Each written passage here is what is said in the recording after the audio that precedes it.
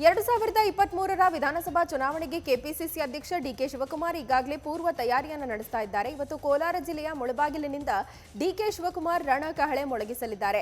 March 3ರಂದು ದೇವನಹಳ್ಳಿಯಿಂದ ಪಕ್ಷ ಸಂಘಟನೆಗೆ DKShi team ಪಾದಯಾತ್ರೆ ಮಾಡ್ತಾರೆ. ಈ ಹಿಂದೆ ಎಸ್ಎಂ ಕೃಷ್ಣ ಕುರುಡುಮಲೆಯಲ್ಲಿ ಪಾಂಚಜನ್ಯ ಮೊಳಗಿಸಿ ಅಧಿಕಾರಕ್ಕೆ ಬಂದಿದ್ರು. ಆ ಹಿನ್ನೆಲೆ ಕಾಂಗ್ರೆಸ್ ಮತ್ತೆ ರಾಜ್ಯದಲ್ಲಿ ಕಾಂಗ್ರೆಸ್ ಅಧಿಕಾರಕ್ಕೆ ತರೋದಕ್ಕೆ ರಾಜ್ಯದ ಮೂಡಣ ದಿಕ್ಕಿನಿಂದ ರಣಕಹಳೆ ಮೊಳಗಿಸಲಿದೆ. ಡಿಕೆಶಿಗೆ ಕೆಪಿಸಿಸಿ ಕಾರ್ಯದರ್ಶಿ ಸಲೀಂ ಅಹಮದ್, ಮಾಜಿ ಸಚಿವ ರಾಮಲಿಂಗಾರೆಡ್ಡಿ, ಕೆಎಚ್ ಮುನಿಯಪ್ಪ ಸೇರಿದಂತೆ ಹಲವರು ಸಾಥ್ ನೀಡಲಿದ್ದಾರೆ.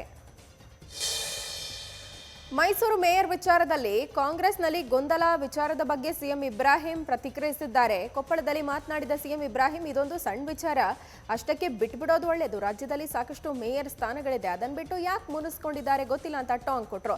ಇದೇ ಸಂದರ್ಭ ಮಾತನಾಡಿದ ಸಿದ್ದರಾಮಯ್ಯನವ್ರ ಬಗ್ಗೆ ಮಾತನಾಡಿದ ಇಬ್ರಾಹಿಂ, ಕಾಂಗ್ರೆಸ್ನಲ್ಲಿ ಸಿದ್ದರಾಮಯ್ಯ ಏನು ಮೂಲೆ ಗುಂಪಾಗಲ್ಲ. ಸಿದ್ದರಾಮಯ್ಯ ಅವರಿಗೆ ತನ್ನದೇ ಆದಂತಹ ವರ್ಚಸ್ಸಿದೆ. ಆದರೆ ಕಾಂಗ್ರೆಸ್ನಲ್ಲಿ ಮೂಲೆ ಗುಂಪಾಗ್ತಾ ಇರೋದು ಮುಸ್ಲಿಮರು. ಇದು ನನಗೆ ತುಂಬಾ ಬೇಸರ ಆಗ್ತಿದೆ ಅಂತ ಹೇಳ್ಕೊಂಡಿದ್ದಾರೆ. ಮೈಸೂರು ಪಾಲಿಕೆಯಲ್ಲಿ ಕಾಂಗ್ರೆಸ್ ಜಟಾಪಟಿ ವಿಚಾರದ ಬಗ್ಗೆ ಮುಜರಾಯಿ ಸಚಿವ ಕೋಟಾ ಶ್ರೀನಿವಾಸ ಪೂಜಾರಿ ಪ್ರತಿಕ್ರಿಯಿಸಿದ್ದಾರೆ. ಉಡುಪಿಯಲ್ಲಿ ಮಾತನಾಡಿದ ಅವರು, ರಾಜ್ಯ ರಾಜಕಾರಣದ ಕುರಿತು ಸಿದ್ದರಾಮಯ್ಯ ವೈರಾಗ್ಯದ ಮಾತನಾಡಿದ್ದಾರೆ, ಅದು ಸತ್ಯವೇ ಇರಬೇಕು. ಆದರೆ ಸಿದ್ದರಾಮಯ್ಯಗೆ ವೈರಾಗ್ಯ ಬಂದಿದೆಯೋ ಇಲ್ವೋ ಅಂತ ಡಿಕೆಶಿ ಹೇಳಬೇಕು, ನಾವು ಹೇಳೋಕ್ಕಾಗಲ್ಲ ಅಂತ ವ್ಯಂಗ್ಯ ಮಾಡಿದ್ದಾರೆ. ಈ ಸಂದರ್ಭ ರಾಜ್ಯದಲ್ಲಿ ಕೊರೋನಾ 2ನೇ ಅಲೆ ಬಗ್ಗೆ ಕೂಡ ಪ್ರತಿಕ್ರಿಯಿಸಿದ್ರು. ಕೊರೋನಾ 2ನೇ ಅಲೆ ಬಗ್ಗೆ ಸರ್ಕಾರ ಅತ್ಯಂತ ಜಾಗೃತವಾಗಿದೆ. ಕೊರೋನಾ ಮತ್ತಷ್ಟು ಹೆಚ್ಚಾಗುವ ಸಾಧ್ಯತೆ ಬಗ್ಗೆ ನಿಗಾ ವಹಿಸಿದ್ದೀವಿ. ಈ ಬಗ್ಗೆ ಆರೋಗ್ಯ ಸಚಿವ ಡಾಕ್ಟರ್ ಸುಧಾಕರ್ ನಿರಂತರ ಸಭೆಗಳನ್ನು ಮಾಡುತ್ತಿದ್ದಾರೆ ಅಂತ ತಿಳಿಸಿದ್ರು.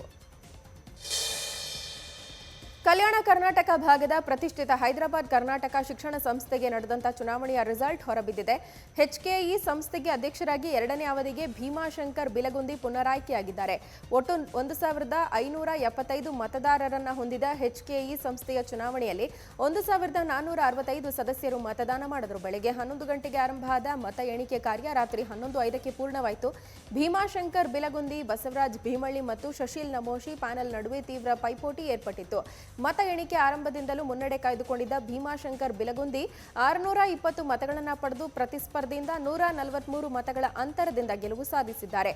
ಉಪಾಧ್ಯಕ್ಷ ಸ್ಥಾನಕ್ಕೆ ಸ್ಪರ್ಧೆ ಮಾಡಿದ ಮೂವರಲ್ಲಿ ಡಾಕ್ಟರ್ ಶರಣಪ್ಪ ಹರವಾಳ್ ಗೆಲುವು ಸಾಧಿಸಿದ್ದಾರೆ. ಗದಗ ಜಿಲ್ಲೆಯ ಕೇಲೂರ ಗ್ರಾಮದ ಬಳಿಯ ಕಪ್ಪತ್ತಗುಡ್ಡ ಅರಣ್ಯ ಪ್ರದೇಶದಲ್ಲಿ ಬೆಂಕಿ ಕಂಡುಬಂದಿದ್ದು, ಅಂದಾಜು ಕಿಲೋಮೀಟರ್ ಗಟ್ಟಲೆ ಅರಣ್ಯ ಪ್ರದೇಶ ನಾಶವಾಗಿದೆ.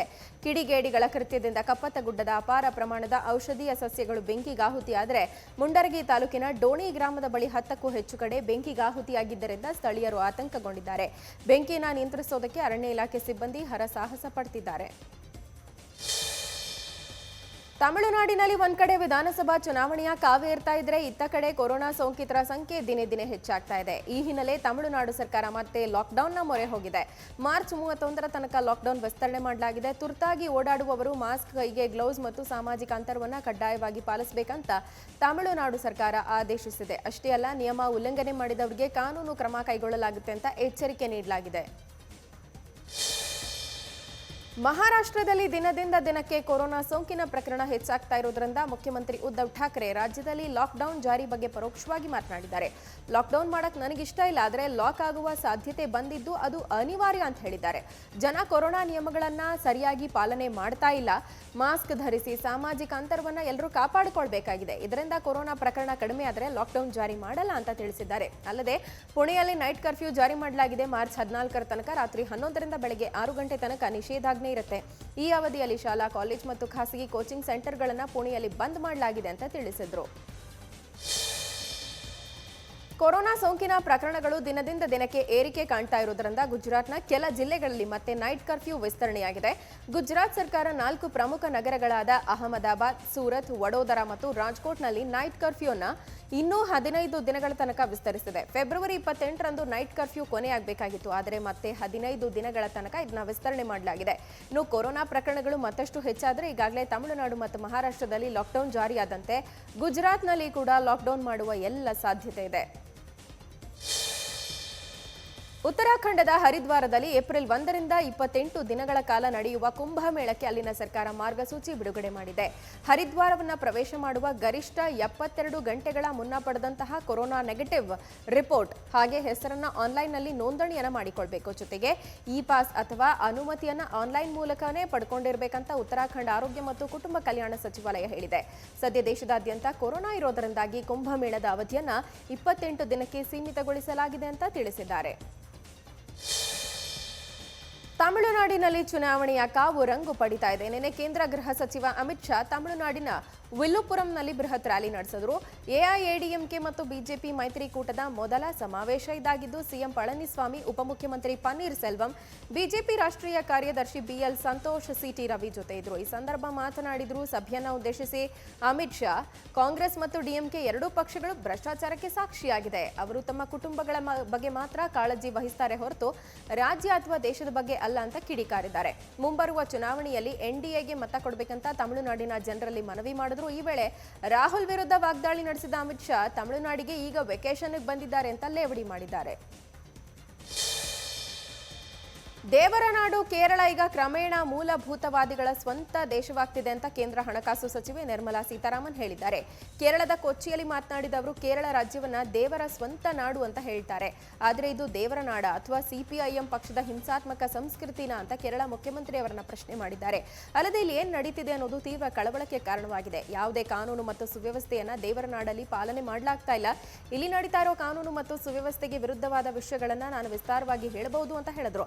ಹಲವಾರು ವರ್ಷಗಳಿಂದ ಹಿಂಸಾತ್ಮಕ ಸಂಸ್ಕೃತಿಯನ್ನ ನೀವೆಲ್ಲ ಪಾಲಿಸಿಕೊಂಡು ಬಂದಿದ್ದೀರಾ ಅಂತ ಸಿಎಂ ಪಿಣರಾಯಿ ವಿಜಯನ್ ವಿರುದ್ಧ ನಿರ್ಮಲಾ ಸೀತಾರಾಮನ್ ಕಿಡಿಕಾರಿದ್ದಾರೆ. ನರೇಂದ್ರ ಮೋದಿ ನೇತೃತ್ವದ ಕೇಂದ್ರ ಬಿಜೆಪಿ ಸರ್ಕಾರ ಸಂಪೂರ್ಣ ಆಟ ಕಳ್ಳತನದ್ದೇ ಆಗಿದೆ ಅಂತ ಕಾಂಗ್ರೆಸ್ ನಾಯಕ ರಾಹುಲ್ ಗಾಂಧಿ ಟೀಕಾ ಪ್ರಹಾರವನ್ನ ನಡೆಸಿದ್ದಾರೆ. ತಮಿಳುನಾಡಿನ ತಿರುನಲ್ವೇಲಿಯ ಸೇಂಟ್ ಝೇವಿಯರ್ ಕಾಲೇಜಿನಲ್ಲಿ ನಡೆದ ಕಾರ್ಯಕ್ರಮದಲ್ಲಿ ಭಾಗವಹಿಸಿ ರಾಹುಲ್ ಗಾಂಧಿ ಮಾತನಾಡಿದ್ರು. ಯಾರನ್ನು ಬೇಕಾದರೂ ಪ್ರೀತಿ ಮತ್ತು ಅಹಿಂಸೆ ಮಾರ್ಗದಲ್ಲಿ ಸೋಲಿಸಬಹುದು. ಈ ಹಿಂದೆ ಭಾರತ ಮೋದಿಗಿಂತ ಅತಿದೊಡ್ಡ ಶತ್ರುವನ್ನ ಸೋಲಿಸಿದೆ ಅಂತ ಹೇಳಿದ್ರು. ಬ್ರಿಟಿಷ್ ಸಾಮ್ರಾಜ್ಯಕ್ಕೆ ಹೋಲಿಸಿದ್ರೆ ನರೇಂದ್ರ ಮೋದಿ ಏನೂ ಅಲ್ಲ. ಈ ದೇಶದ ಜನ ಬ್ರಿಟಿಷ್ ಸಾಮ್ರಾಜ್ಯವನ್ನ ಹಿಂದೆ ಕಳಿಸಿದ್ರು ಮತ್ತು ಅದೇ ರೀತಿಯಲ್ಲಿ ನಾವು ನರೇಂದ್ರ ಮೋದಿ ಅವರನ್ನ ಮತ್ತೆ ನಾಗ್ಪುರಕ್ಕೆ ಕಳಿಸ್ತೀವಿ ಅಂತ ರಾಹುಲ್ ಗುಡುಗಿದ್ದಾರೆ. ಕಾಂಗ್ರೆಸ್ ಅಧ್ಯಕ್ಷೆ ಸೋನಿಯಾ ಗಾಂಧಿ, ರಾಹುಲ್ ಗಾಂಧಿ ಮತ್ತು ಮಧ್ಯಪ್ರದೇಶದ ಮಾಜಿ ಮುಖ್ಯಮಂತ್ರಿ ಕಮಲ್ನಾಥ್ಗೆ ಹಿಂದೂ ಮಹಾಸಭಾ ಪತ್ರ ಬರೆದಿದೆ. ಕಾಂಗ್ರೆಸ್ ಪಕ್ಷ ಜನರ ನಂಬಿಕೆಯನ್ನು ಕಳ್ಕೊಂಡಿದೆ. ಹಾಗಾಗಿ ಪಕ್ಷದ ಹೆಸರನ್ನ ಗೋಡ್ಸೆವಾದಿ ಕಾಂಗ್ರೆಸ್ ಅಂತ ಬದಲಾಯಿಸಿಕೊಳ್ಳಿ ಅಂತ ಗೋಡ್ಸೆ ಅವರ ಚಿತ್ರವನ್ನ ಪಕ್ಷದ ಕಚೇರಿಗಳಲ್ಲಿ ಹಾಕಬೇಕಂತ ಪತ್ರದಲ್ಲಿ ಉಲ್ಲೇಖ ಮಾಡಲಾಗಿದೆ. ಹಿಂದೂ ಮಹಾಸಭಾ ರಾಷ್ಟ್ರೀಯ ಅಧ್ಯಕ್ಷ ಜೈವೀರ್ ಭಾರದ್ವಾಜ್ ಮಾತನಾಡಿ, ಕಾಂಗ್ರೆಸ್ ಇನ್ ಮುಂದೆ ಸಾಮಾನ್ಯ ಜನರ ಪಕ್ಷ ಅಲ್ಲ. ಯಾಕಂದ್ರೆ ಗೋಡ್ಸೆ ವಿಗ್ರಹವನ್ನ ತನ್ನ ಕಚೇರಿಯಲ್ಲಿ ಸ್ಥಾಪಿಸಿ ಅದನ್ನ ದೇವಾಲಯವನ್ನಾಗಿ ಪರಿವರ್ತನೆ ಮಾಡೋಕೆ ಪ್ರಯತ್ನ ಮಾಡಿದ ಅಖಿಲ ಭಾರತೀಯ ಹಿಂದೂ ಮಹಾಸಭಾ ನಾಯಕ ಬಾಬುಲಾಲ್ ಚೌರಾಸಿ ಅವರನ್ನ ಪಕ್ಷಕ್ಕೆ ಸೇರಿಸಿಕೊಂಡಿದೆ. ಹೀಗಾಗಿ ಕಾಂಗ್ರೆಸ್ ತನ್ನ ಸಿದ್ಧಾಂತ ಮರ್ತಿದ್ಯಾ ಅಂತ ಕಿಚಾಯಿಸಿದ್ದಾರೆ. ಇನ್ನು ಚೌರಾಸಿ ಅವರ ಪತ್ನಿಯನ್ನ ಕೂಡ ಹಿಂದೂ ಮಹಾಸಭೆ 2 ವರ್ಷಗಳ ಕಾಲ ಸಂಘಟನೆಯಿಂದ ವಜಾಗೊಳಿಸಿದೆ. ಕಾಂಗ್ರೆಸ್ ಬಿಜೆಪಿ ನಾಯಕರು ಬದ್ಧ ರಾಜಕೀಯ ವಿರೋಧಿಗಳು. ಆದರೆ ಪ್ರಧಾನಿ ಮೋದಿ ಅವರನ್ನ ಕಾಂಗ್ರೆಸ್ ಹಿರಿಯ ನಾಯಕ ಗುಲಾಂ ನಬಿ ಆಜಾದ್ ಹೊಗಳುವ ಮೂಲಕ ಅಚ್ಚರಿ ಮೂಡಿಸಿದ್ದಾರೆ. ಜಮ್ಮುವಿನಲ್ಲಿ ಗುಜ್ಜಾರ್ ದೇಶ್ ಚಾರಿಟಬಲ್ ಟ್ರಸ್ಟ್ ಆಯೋಜನೆ ಮಾಡಿದ ಕಾರ್ಯಕ್ರಮದಲ್ಲಿ ಆಜಾದ್ ಮಾತನಾಡಿದ್ರು. ನರೇಂದ್ರ ಮೋದಿ ತಮ್ಮ ಹಿನ್ನೆಲೆಯನ್ನ ಮುಚ್ಚಿಟ್ಟಿಲ್ಲ ಮತ್ತು ತಾವು ಹಳ್ಳಿಯಿಂದ ಬಂದವರು ಅನ್ನೋದನ್ನ ಒಪ್ಕೊಂಡಿದ್ದಾರೆ ಅಂತ ಹೇಳಿದ್ದಾರೆ. ಮೋದಿ ಜೊತೆಯಲ್ಲಿ ರಾಜಕೀಯ ಭಿನ್ನಾಭಿಪ್ರಾಯ ಹೊಂದಿರಬಹುದು, ಆದರೆ ಅವರು ತಮ್ಮ ನೈಜತೆಯನ್ನ ಮರೆಮಾಚಿಲ್ಲ, ಅದನ್ನ ನಾವು ಮೆಚ್ಚಬೇಕು ಅಂದಿದ್ದಾರೆ. ವ್ಯಕ್ತಿಯೊಬ್ಬ ತನ್ನ ಹಿನ್ನೆಲೆಯನ್ನ ಜಗತ್ತಿನೆದುರು ಮುಚ್ಚಿಡೋಕೆ ಪ್ರಯತ್ನ ಮಾಡಬಾರದು ಅಂತ ಹೇಳಿದಂತಹ ಗುಲಾಂ ನಬಿ ಆಜಾದ್, ನಾನು ಅನೇಕ ನಾಯಕರ ಹಲವು ವಿಷಯಗಳನ್ನು ಇಷ್ಟಪಡ್ತೀನಿ, ನಾನು ಹಳ್ಳಿಯಿಂದ ಬಂದವನು, ಆ ಬಗ್ಗೆ ನನಗೆ ಹೆಮ್ಮೆ ಇದೆ ಅಂತ ತಿಳಿಸಿದ್ರು. ಕೇಂದ್ರದ ಕೃಷಿ ಕಾನೂನಿನ ವಿರುದ್ಧ ರೈತರ ಹೋರಾಟ ಸದ್ಯಕ್ಕೆ ತಣ್ಣಗಾಗಿದ್ರು ಸಂಪೂರ್ಣ ನಿಂತಿಲ್ಲ. ಮತ್ತೊಮ್ಮೆ ದೆಹಲಿ ಮುತ್ತಿಗೆಯ ಸೂಚನೆಯನ್ನ ರೈತ ಮುಖಂಡರು ಕೊಟ್ಟಿದ್ದಾರೆ. ರೈತರೇ ನಿಮ್ಮ ಟ್ರ್ಯಾಕ್ಟರ್ಗಳನ್ನ ಸಿದ್ಧವಾಗಿರಿಸಿಕೊಳ್ಳಿ, ನಾವು ಯಾವಾಗ ಬೇಕಾದರೂ ಮತ್ತೆ ರಾಷ್ಟ್ರ ರಾಜಧಾನಿಗೆ ಹೋಗ್ಬೋದಂತ ಭಾರತೀಯ ಕಿಸಾನ್ ಯೂನಿಯನ್ ಮುಖಂಡ ರಾಕೇಶ್ ಟಿಕೈತ್ ರೈತರಿಗೆ ಕರೆ ಕೊಟ್ಟಿದ್ದಾರೆ. ರೈತರು ತಮ್ಮ ಹೊಲಗಳಲ್ಲಿ ಕೆಲಸ ಮಾಡೋದನ್ನ ಮುಂದುವರಿಸಬೇಕು, ಜೊತೆಗೆ ತಮ್ಮ ಟ್ರ್ಯಾಕ್ಟರ್ಗಳಿಗೆ ಡೀಸೆಲ್ ತುಂಬಿಸಿಕೊಂಡು ಸಿದ್ಧ ಇರಬೇಕು. ಯಾಕಂದ್ರೆ ಯಾವಾಗ ಬೇಕಾದರೂ ದೆಹಲಿಗೆ ಬರಬೇಕಾಗುತ್ತೆ ಅಂತ ತಿಳಿಸಿದ್ದಾರೆ. ಕೇಂದ್ರ ಸರ್ಕಾರ ರೈತರ ಒಪ್ಪಿಗೆ ಇಲ್ಲದೆ ಹೊಸ ಕೃಷಿ ಕಾನೂನುಗಳನ್ನು ರೂಪಿಸಿದೆ. ಹಾಗಾಗಿ ಕಾನೂನುಗಳನ್ನು ಹಿಂಪಡೆಯುವಂತೆ ಸರ್ಕಾರಕ್ಕೆ ಪ್ರತಿಭಟನೆ ಮೂಲಕ ಒತ್ತಾಯಿಸಬೇಕಂತ ಹೇಳಿದ್ದಾರೆ. ಕೃಷಿ ಕಾಯ್ದೆ ವಾಪಸಾತಿಗಾಗಿ ದೆಹಲಿಯಲ್ಲಿ ನಡೀತಾ ಇರುವ ರೈತರ ಹೋರಾಟಕ್ಕೆ ಪಾಕಿಸ್ತಾನ ಮೂಲದ ಮಕ್ಕಳ ಹಕ್ಕುಗಳ ಹೋರಾಟಗಾರ್ತಿ ಮಲಾಲಾ ಯೂಸುಫ್ ಜೈ ಬೆಂಬಲಿಸಿದ್ದಾರೆ. ಶಾಂತಿಯುತ ಪ್ರತಿಭಟನೆ ಮಾಡುತ್ತಿರುವ ಕಾರ್ಯಕರ್ತರ ಬಂಧನಕ್ಕೆ ನಾನು ವಿರೋಧಿಸ್ತೀನಿ ಎಂದಿದ್ದಾರೆ. ತಮ್ಮ ಕುರಿತ ಪುಸ್ತಕವೊಂದರ ಕಾರ್ಯಕ್ರಮದಲ್ಲಿ ವರ್ಚುವಲ್ ಭಾಷಣದಲ್ಲಿ ಮಾತನಾಡಿದ ಮಲಾಲಾ ಅಷ್ಟೇ ಅಲ್ಲ, ರೈತ ಹೋರಾಟಕ್ಕೆ ಸಂಬಂಧಪಟ್ಟಂತೆ ಬೆಂಗಳೂರಿನ ದಿಶಾ ರವಿ ಬಂಧನವನ್ನ ಪರೋಕ್ಷವಾಗಿ ಖಂಡಿಸಿದ್ದಾರೆ. ಆ ರೀತಿ ಭಾರತ ಸರ್ಕಾರ ಕ್ರಮವನ್ನ ಕೈಗೊಳ್ಳೋದು ಸರಿಯಲ್ಲ ಅಂತ ಮಲಾಲ ಹೇಳಿದ್ದಾರೆ. ಪೆಟ್ರೋಲಿಯಂ ಉತ್ಪನ್ನಗಳನ್ನು ಜಿಎಸ್ಟಿ ವ್ಯಾಪ್ತಿಗೆ ತರೋ ವಿಚಾರ ಉತ್ತಮವಾಗಿ ನಡೆಯುತ್ತೆ. ಇದರ ತೀರ್ಮಾನ ಜಿಎಸ್ಟಿ ಕೌನ್ಸಿಲ್ ಮೇಲೆ ಅವಲಂಬಿತವಾಗಿದೆ ಅಂತ ಕೇಂದ್ರ ಸರ್ಕಾರದ ಮುಖ್ಯ ಆರ್ಥಿಕ ಸಲಹೆಗಾರ ಸುಬ್ರಹ್ಮಣ್ಯನ್ ತಿಳಿಸಿದ್ದಾರೆ. ಎಫ್ಐಸಿಸಿಐ ಎಫ್ಎಲ್ಒ ಸದಸ್ಯರೊಂದಿಗೆ ಸಂವಹನ ನಡೆಸ್ತಾ ಇದ್ದ ಸಂದರ್ಭ ಇಂಧನ ಬೆಲೆ ಏರಿಕೆ ವಿಚಾರದ ಬಗ್ಗೆ ಮಾತನಾಡಿದ್ದು, ಪೆಟ್ರೋಲಿಯಂ ಉತ್ಪನ್ನಗಳನ್ನು ಜಿಎಸ್ಟಿ ವ್ಯಾಪ್ತಿಗೆ ತರಬೇಕೆಂಬ ಬೇಡಿಕೆ ಕುರಿತು ಪೆಟ್ರೋಲಿಯಂ ಸಚಿವ ಧರ್ಮೇಂದ್ರ ಪ್ರಧಾನ್ ಕೂಡ ಕೇಂದ್ರ ಹಣಕಾಸು ಸಚಿವರ ಗಮನಕ್ಕೆ ತಂದಿದ್ದಾರೆ. ಇಂಧನ ಬೆಲೆ ಏರಿಕೆ ಜನಸಾಮಾನ್ಯರ ಬದುಕಿನ ಮೇಲೆ ಪರಿಣಾಮ ಬೀರ್ತಾ ಇದ್ದು, ಪಂಚರಾಜ್ಯ ಚುನಾವಣೆಯಲ್ಲೂ ಇದು ರಾಜಕೀಯ ಚರ್ಚೆ ವಿಷಯವಾಗಿದೆ ಅಂತ ಸುಬ್ರಹ್ಮಣ್ಯನ್ ಹೇಳಿದ್ದಾರೆ. ಭಾರತ ಮತ್ತು ಪಾಕಿಸ್ತಾನದ ನಡುವೆ ಕದನ ವಿರಾಮ ಬಲಪಡಿಸಿರುವುದನ್ನು ಯುನೈಟೆಡ್ ಅರಬ್ ಎಮಿರೇಟ್ಸ್ ಸ್ವಾಗತಿಸಿದೆ. ನಿನ್ನೆ ತನ್ನ ಹೇಳಿಕೆಯಲ್ಲಿ ಯುಎಇ ಸಚಿವಾಲಯ ಎರಡು ರಾಷ್ಟ್ರಗಳ ನಡುವೆ ಶಾಶ್ವತ ಕದನ ವಿರಾಮ ಅನುಸರಿಸುವ ಮಹತ್ವವನ್ನು ಒತ್ತಿ ಹೇಳಿದೆ. ನಿಯಂತ್ರಣ ರೇಖೆಯ ಉದ್ದಕ್ಕೂ 2003ರ ಕದನ ವಿರಾಮ ಒಪ್ಪಂದವನ್ನು ಕಟ್ಟುನಿಟ್ಟಾಗಿ ಪಾಲಿಸಲಾಗುತ್ತೆ ಅಂತ ಭಾರತ ಮತ್ತು ಪಾಕಿಸ್ತಾನ ಎರಡೂ ದೇಶಗಳು ಒಪ್ಪಿಕೊಂಡಿದೆ. ವಿಶ್ವಸಂಸ್ಥೆ ಮತ್ತು ಅಮೆರಿಕ ಈಗಾಗಲೇ ಪ್ರಕಟಣೆ ಸ್ವಾಗತ ಮಾಡಿದ್ದು, ಈಗ ಕಾಶ್ಮೀರದ ವಿವಾದಿತ ಗಡಿಗಳಲ್ಲಿ ಭಾರತ ಮತ್ತು ಪಾಕಿಸ್ತಾನ ಸೇನೆಗಳ ನಡುವೆ ಕದನ ವಿರಾಮ ಘೋಷಣೆಯನ್ನ ಯುಎಇ ಸ್ವಾಗತ ಮಾಡಿದೆ. ಭಾರತ ಮತ್ತು ಪಾಕಿಸ್ತಾನ ನಿಕಟ ಐತಿಹಾಸಿಕ ಸಂಬಂಧ ಹೊಂದಿದ್ದು, ಉಭಯ ದೇಶಗಳ ಹೊಸ ನಿರ್ಧಾರವನ್ನ ಯುಎಇ ಶ್ಲಾಘಿಸುತ್ತೆ. ಉಭಯ ದೇಶದಲ್ಲಿ ಸುರಕ್ಷತೆ, ಸ್ಥಿರತೆ ಮತ್ತು ಸಮೃದ್ಧಿ ಸಾಧಿಸುವುದು ಮಹತ್ವದ ಹೆಜ್ಜೆ ಅಂತ ಯುಎಇ ತಿಳಿಸಿದೆ. ಓಮನ್ ಕೊಲ್ಲಿಯಲ್ಲಿ ನಿಗೂಢ ಸ್ಫೋಟಕ್ಕೆ ಒಳಗಾಗಿರುವ ಇಸ್ರೇಲ್ ಒಡೆತನದ ಸರಕು ಸಾಮಗ್ರಿ ಸಾಗಿಸುವ ಎಂವಿ ಹೆಲಿಯೋಸ್ ರೇ ಹಡಗು ದುರಸ್ತಿಗಾಗಿ ದುಬೈ ಬಂದರಿಗೆ ಬಂದು ತಲುಪಿದೆ. ಮಧ್ಯ ಪ್ರಾಚ್ಯದಿಂದ ಸಿಂಗಾಪುರದತ್ತ ಹೊರಡೋ ಮೊದಲು ಈ ಹಡಗು ಪರ್ಷಿಯನ್ ಕೊಲ್ಲಿಯ ವಿವಿಧ ಬಂದರುಗಳಲ್ಲಿ ಹಲವು ಕಾರುಗಳನ್ನು ಇಳಿಸಿತ್ತು. ಸೌದಿ ಬಂದರು ದಮ್ಮಮ್ನಿಂದ ಹೊರಟಿದ್ದಂತಹ ಸಂದರ್ಭ ಈ ಸ್ಫೋಟ ಸಂಭವಿಸಿದೆ. ಇದಕ್ಕೆ ಕಾರಣ ಇನ್ನೂ ತಿಳಿದು ಬಂದಿಲ್ಲ.